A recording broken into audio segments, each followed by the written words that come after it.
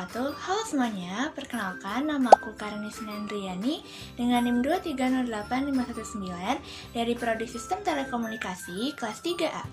Di video ini kita akan membahas materi seputar sinyal, mulai dari sinyal diskrit dan sinyal kontinu yang menjadi dasar utama sinyal, sampai bagaimana mengubah sinyal dengan transformasi Fourier. Gak hanya itu, kita juga akan membahas mengenai operasi dasar sinyal, seperti atenuasi atau pelemahan, amplifikasi atau penguatan, delay, penjumlahan, dan perkalian sinyal.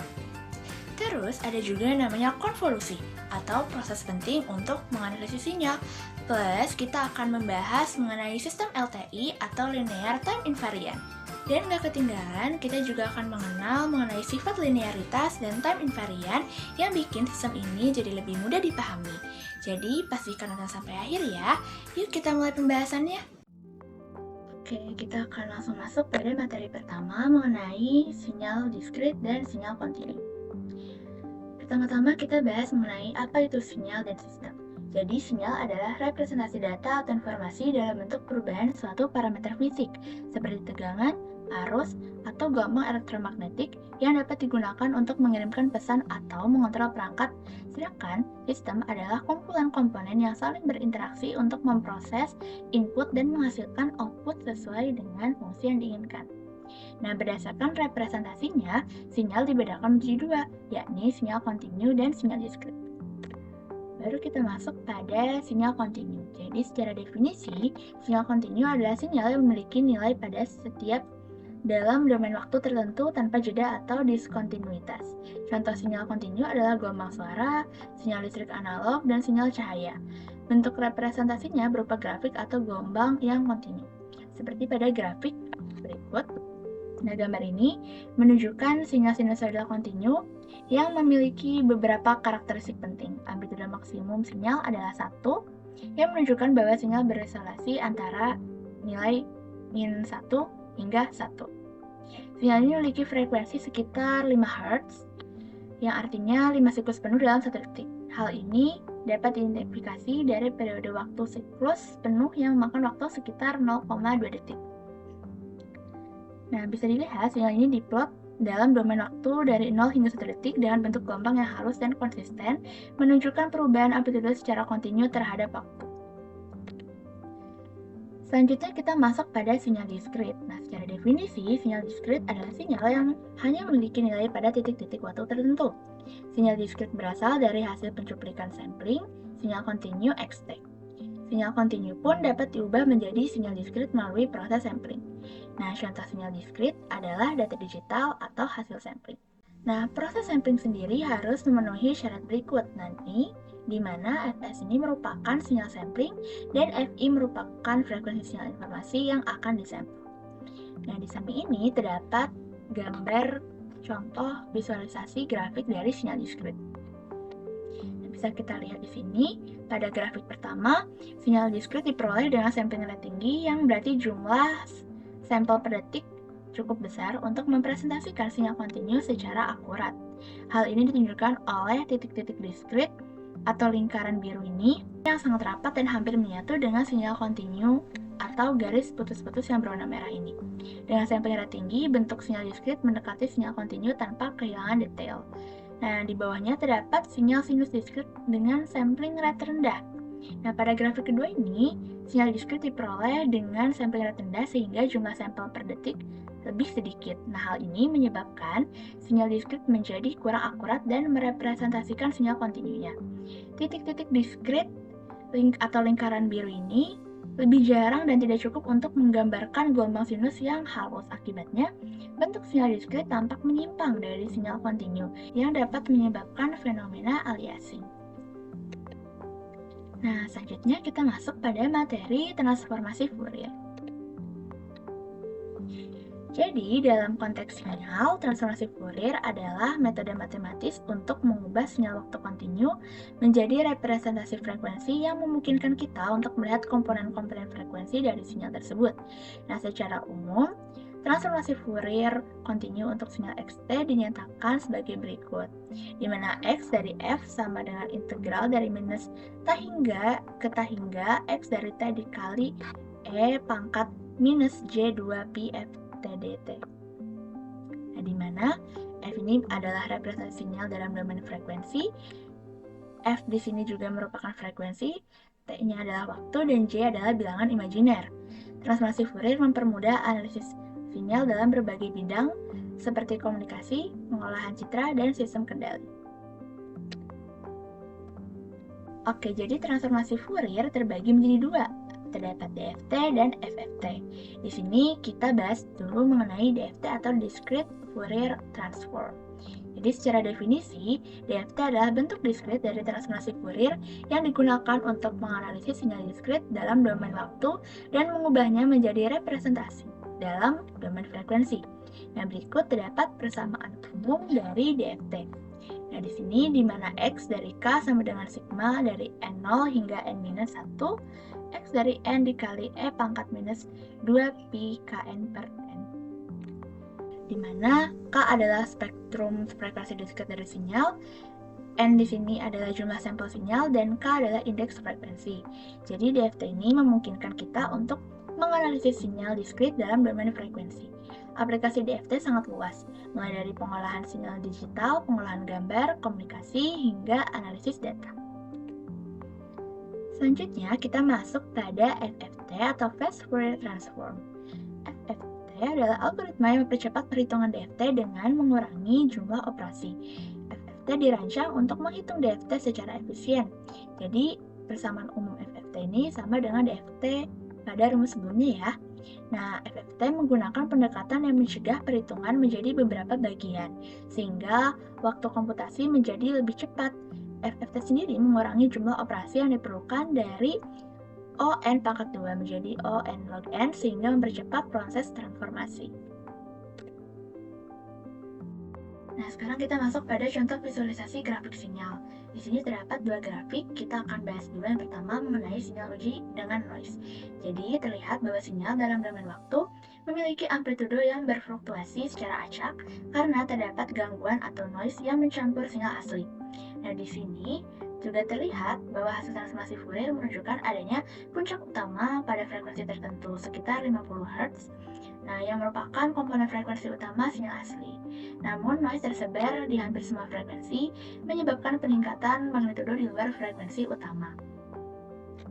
Selanjutnya juga terdapat visualisasi grafik sinyal untuk melakukan filtering.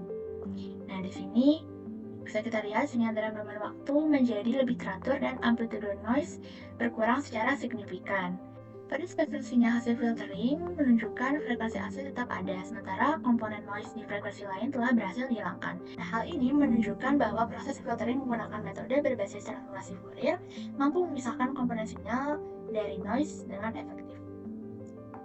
Jadi, hasilnya menunjukkan bagaimana analisis domain frekuensi dengan transformasi Fourier, baik DFT ataupun FFT, dapat digunakan untuk aplikasi seperti pengolahan audio, telekomunikasi, dan sistem pengukuran yang memerlukan reduksi noise. Selanjutnya, kita masuk pada materi operasi dasar sinyal. Jadi, secara definisi, operasi dasar sinyal adalah manipulasi matematis yang dilakukan pada sinyal untuk mengubah bentuk amplitudo atau posisi waktunya. Operasi-operasi ini digunakan dalam berbagai aplikasi pemrosesan sinyal untuk analisis, pengolahan, atau pengiriman data. Terdapat beberapa operasi dasar sinyal. Yang pertama, kita akan bahas dulu mengenai pelemahan atau atenuasi. Jadi, atenuasi sinyal merupakan fenomena yang terjadi ketika suatu sinyal melewati suatu medium dan mengalami penurunan amplitudo atau kekuatan. Atenuasi sinyal dapat disebabkan oleh berbagai faktor seperti jarak, hambatan, interferensi, atau redaman. Karenanya akan dilakukan percobaan untuk melemahkan sinyal. Nah, di sini dapat kita lihat grafik dari atenuasi sinyal yang sudah saya coba pada MATLAB. Jadi, bisa dilihat sinyal awal memiliki amplitudo yang lebih besar dibandingkan sinyal hasil atenuasi. Jadi, proses atenuasi ini mengurangi amplitudo sinyal tanpa mempengaruhi frekuensi atau bentuk gelombangnya. Nah, hal ini terlihat pada pola sinyal yang tetap sama, namun amplitudonya tetap kecil. Jadi, operasi ini berguna dalam pengaturan level sinyal agar tidak melampaui batas tertentu atau untuk mengurangi intensitas noise. Selanjutnya, penguatan atau amplifikasi. Jadi, amplifikasi sinyal adalah proses yang dapat meningkatkan kekuatan atau intensitas sinyal.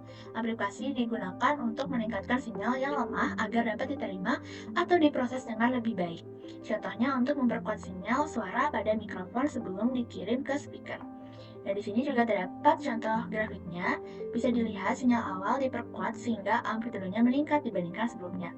Meskipun amplitude berubah pada pola sinusoidal, di sini sinyal tetap terjaga, menunjukkan bahwa frekuensinya tidak terpengaruh.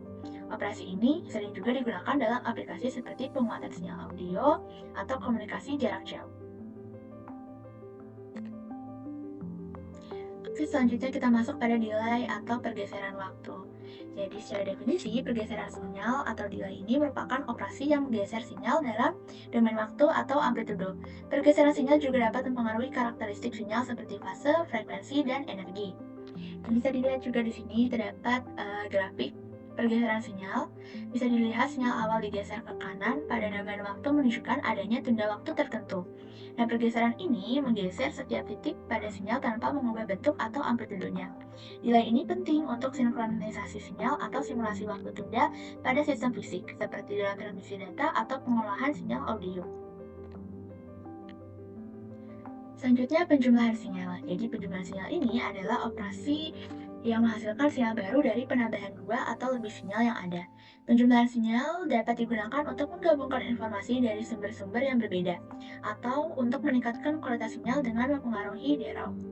Jadi, jika XT dan YT adalah dua sinyal kontinu, maka penjumlahan sinyalnya adalah ZT sama dengan XT plus YT untuk setiap T atau waktu. Bisa kita lihat di sini, ini merupakan contoh grafik sinyalnya. Nah, di sini penjumlahan sinyal menunjukkan kombinasi dua sinyal sinusoidal dengan amplitude yang serupa. Hasil penjumlahan menampilkan gelombang baru yang merupakan superposisi kedua sinyal. Mencerminkan prinsip interferensi gelombang. Operasi ini digunakan dalam penggabungan informasi dari dua sumber sinyal dalam aplikasi seperti multi-channel atau sistem kontrol. Nah, terakhir terdapat perkalian sinyal. Perkalian sinyal adalah operasi yang menghasilkan sinyal baru dari perkalian dua atau lebih sinyal yang ada. Perkalian sinyal dapat digunakan untuk mengubah frekuensi, fase, atau amplitude sinyal. Atau bisa juga untuk mengimplementasikan operasi konvolasi dalam domain frekuensi. Misal, jika XT dan YT adalah dua sinyal kontinu, maka perkalian sinyalnya adalah ZT sama dengan XT kali YT untuk setiap T atau waktu. Nah, di sini juga terdapat grafiknya. Jadi, pada dua sinyal sinusoidal dikalikan menghasilkan sinyal baru dengan pola amplitudo yang lebih kompleks, seperti pada gambar berikut atau grafik terakhir. Jadi, hasilnya merupakan kombinasi frekuensi kedua sinyal yang dapat digunakan untuk modulasi dalam komunikasi. Operasi ini umum dalam sistem komunikasi seperti AM, di mana sinyal informasi dikalikan dengan sinyal pembawa. Oke, sekarang kita masuk pada materi konvolusi dan sistem LTI. Jadi, konvolusi merupakan cara matematik untuk mengkombinasikan dua buah sinyal menjadi sinyal dalam bentuk lain. Konvolusi menggabungkan tiga buah sinyal, yakni sinyal masukan, sinyal keluaran, dan respon impuls. Konvolusi melibatkan penggeseran satu sinyal terhadap sinyal lainnya sambil menghitung tumpang tindih area antara keduanya.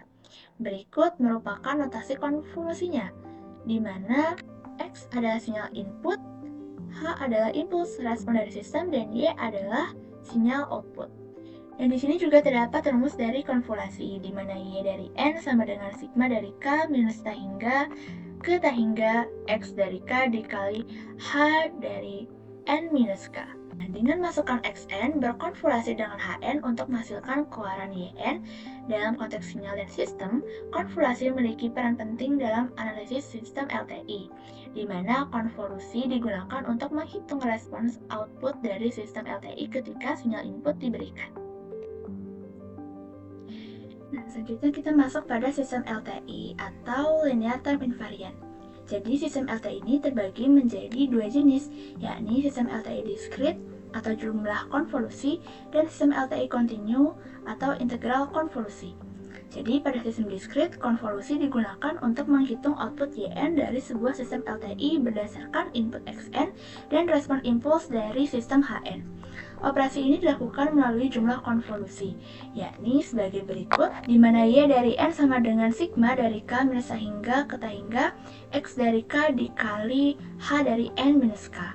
Nah, di sini di mana XK ini merupakan nilai sinyal input dari waktu K, Hn min K ini merupakan respon impuls sistem yang digeser sebesar N, dan Yn ini merupakan output sistemnya.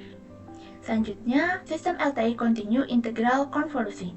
Untuk sistem continue output YT dihitung menggunakan integral konvolusi yang diberikan oleh sebagai berikut, di mana Y dari T sama dengan integral dari minus A hingga ke T hingga X dari tau dikali H dari T minus tau d tau. Di sini di mana X ini merupakan sinyal input dari waktu tau.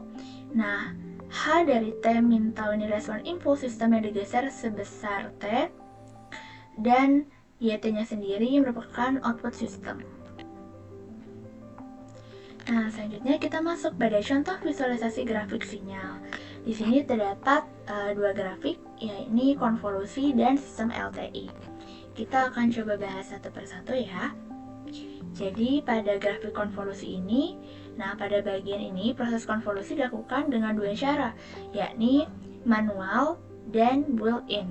Sinyal dari input Xn berupa urutan sinyal dan respon impuls Hn, digunakan untuk menghasilkan output Yn dengan konvolusi.